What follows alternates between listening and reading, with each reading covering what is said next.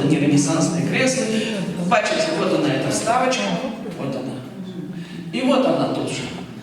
Это Ренессанс придумал, это он любил.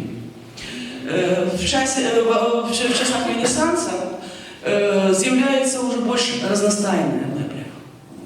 Это и шафы разностайные, на буфеты уже в конце Ренессанса. Богатая резьба, другие материалы. Открывается все-таки Ренессанс, открывается Америка. Да? Приходят новые древа, с Африки приходят больше богатые, дорогие древы. А там все равно еще развитие городской культуры. То есть домы буржуа, новонародженного, да?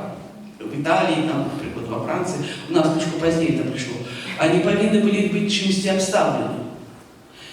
И эта мебля не для королевских палацов, так, в Ренессансе, а мебля, найчастее, для повседневного життя, как было предложено. Ну и вот